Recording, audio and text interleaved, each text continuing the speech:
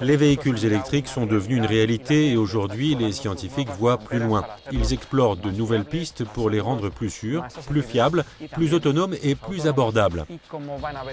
Et comme vous allez le voir, les chercheurs européens ne manquent pas d'idées quand il s'agit de s'attaquer à ces défis. Alors, bouclez votre ceinture et prenons la direction de la mobilité électrique du futur.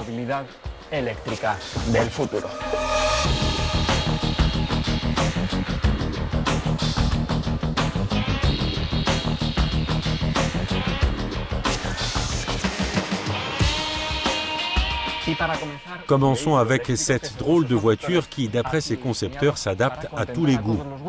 Non seulement parce que ses cellules photovoltaïques alimentent ses batteries, mais aussi parce qu'on peut y faire à manger.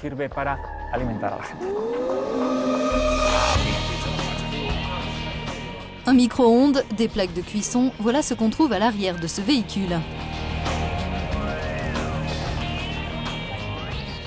Dans ce laboratoire italien, ces scientifiques installent du matériel de recherche pour le moins inattendu à bord du prototype qu'ils ont développé. Qu'est-ce que c'est que cette voiture ? C'est une voiture restaurant électrique.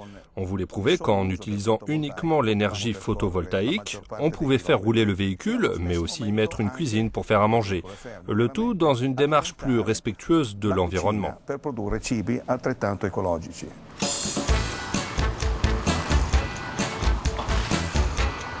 Ce véhicule a été conçu dans le cadre d'un projet de recherche européen qui vise à ouvrir la voie à de nouveaux véhicules électriques, légers, citadins et modulaires. Ce minuscule food truck est le dernier né d'une gamme complète qui comprend des petits pick-up, des vannes et des taxis. Il présente les mêmes éléments de conception en matière de châssis, de transmission et de technologie nécessitant un apport en énergie. Quelles difficultés mécaniques et électriques avez-vous rencontrées lors de la mise au point de ce prototype ? Notre voiture est modulaire. On a toujours le même châssis qui s'appuie sur un mélange d'acier très résistant. Le prototype a 4 roues motrices et 2 moteurs, l'un à l'avant, l'autre à l'arrière. Chaque moteur fait tourner 2 roues. Ces véhicules intègrent des éléments simples, ce qui facilite l'assemblage et permet de réduire les coûts. Mais pour les rendre aussi sûrs que les autres sur ce marché, les chercheurs ont dû trouver de nouvelles solutions. On parle de très petites voitures, donc il y a beaucoup moins d'espace pour absorber l'énergie. On a donc décidé d'utiliser un acier spécial pour sa structure. C'est un acier très élastique, vraiment innovant. Et le plus gros avantage, c'est que cet acier absorbe de grandes quantités d'énergie. Pero que tienen la gran ventaja de que absorben más energía.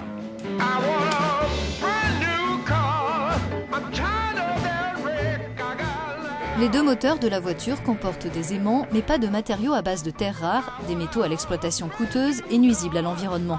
Une option plus économique donc. Par ailleurs, les roues ont une fréquence de rotation qui peut aller jusqu'à 9000 tours par minute. Les exigences dans ce genre de traction électrique, ce sont essentiellement un haut rendement, une forte densité de puissance et une vitesse constante. C'est ce que nous avons essayé de mettre au point. Le fait que cette voiture dispose de 2 moteurs offre des avantages. Les 2 moteurs donnent plus de flexibilité au véhicule et cela améliore ses performances d'accélération. Ce sont ses principaux atouts. À présent, ces scientifiques sont en train de tester la fiabilité et l'ergonomie de leur modèle.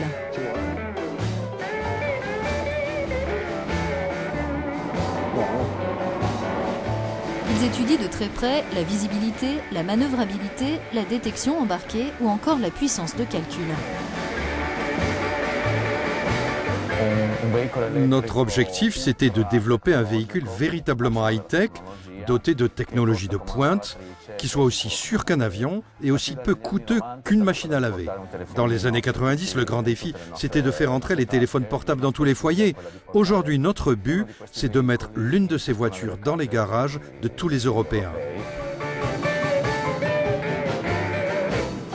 Tout en continuant leurs tests de validation, parfois savoureux, les chercheurs disent aujourd'hui être prêts pour l'étape ultime.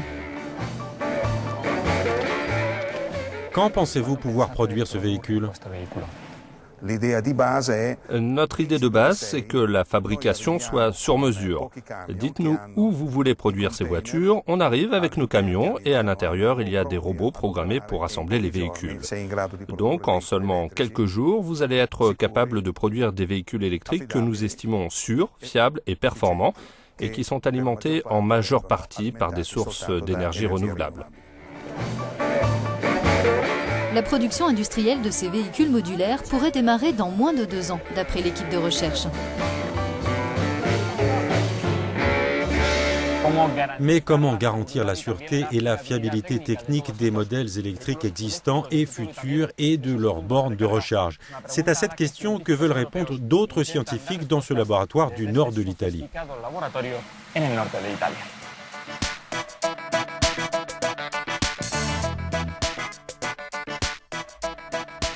Pour tester les performances des véhicules électriques et hybrides, ces chercheurs disposent d'une chambre climatique où le niveau d'humidité est contrôlé et où les températures peuvent aller de moins 30 à plus 50 degrés. Il s'agit d'évaluer l'impact du chauffage, de la ventilation et de la climatisation en fonction des cycles de conduite et des conditions climatiques, mais ce n'est pas tout. On recueille des informations sur les données électriques, le ratio entre les émissions du véhicule et sa consommation, mais aussi la consommation d'électricité propre au véhicule et le fonctionnement de la batterie.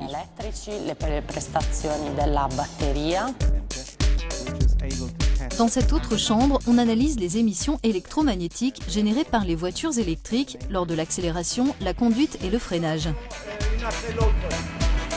Des antennes de réception et des récepteurs servent à mesurer les éventuelles interférences avec les fréquences de communication.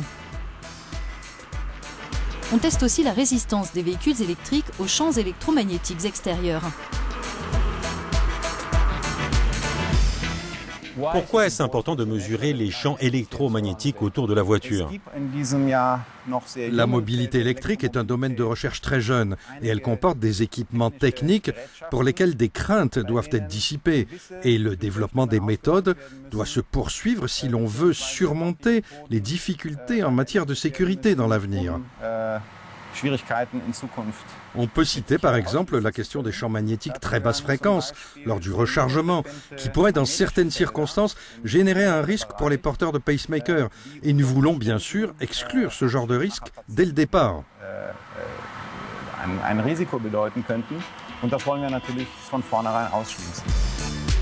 Autre domaine d'étude, l'interopérabilité des systèmes d'alimentation et de communication en jeu lors de la recharge des véhicules.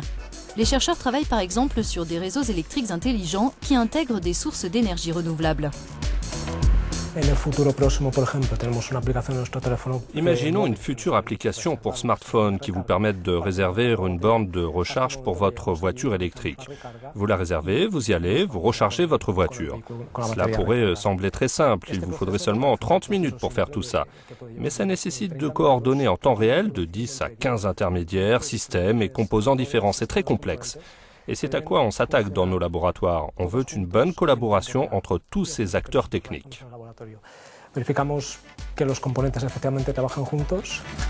L'ensemble de ces travaux devrait aider à établir des normes de sécurité et de fiabilité pour les futurs véhicules électriques et dispositifs de recharge.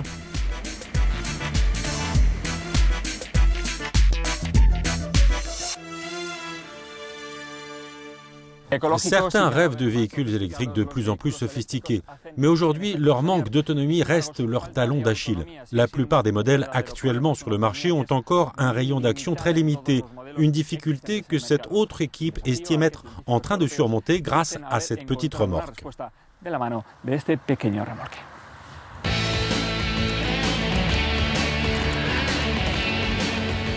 Ici, les chercheurs ont mis au point un générateur logé dans une remorque.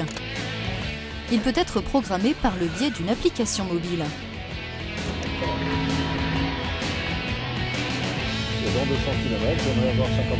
Le dispositif, conçu comme un prolongateur d'autonomie, permet d'envisager de longs trajets.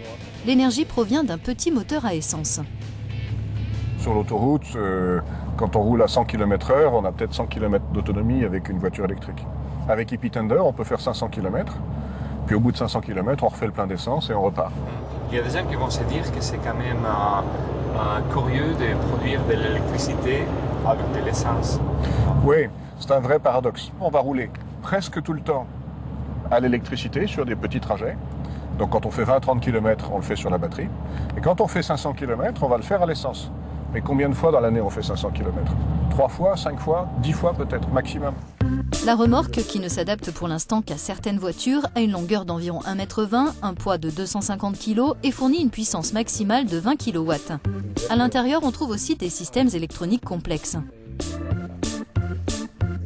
Il a fallu d'abord trouver le bon processeur, le bon système et faire en sorte que les algorithmes qu'on avait imaginés sur papier fonctionnent dans la vie réelle. Les premiers exemplaires ont été fabriqués par cette PME française. D'après ses développeurs, le produit est désormais prêt à intégrer des lignes de montage industrielles, diverses contraintes ayant été prises en compte. On a du moteur thermique, on a de l'électronique de puissance dans un environnement qui est assez restreint, avec des contraintes d'intégration mécanique, avec ces fonctions un peu complexes qui sont intéressantes dans la réalisation du tender.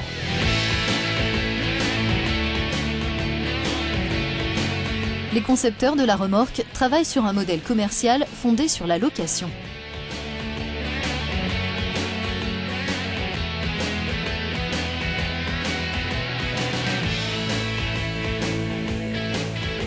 On ne va pas fabriquer un tender pour chaque voiture, on ne va pas mettre un moteur dans chaque voiture. Vous allez avoir un tender peut-être pour 15 ou 20 voitures, et chacun va l'utiliser uniquement quand il en a besoin. Et on parlait de quel prix? Si vous le louez une journée et que le moteur ne fonctionne qu'une heure, vous payez 17 €. Et si vous le louez une journée et que le moteur fonctionne 3 heures, pour les 3 heures supplémentaires, vous allez payer 7 € chaque fois, c'est-à-dire 21 €. Donc ça vous fait 38 € pour 4 heures de fonctionnement par exemple. D'après les initiateurs du projet, la remorque Hippie Tender devrait faire son apparition sur les routes européennes d'ici 3 ans.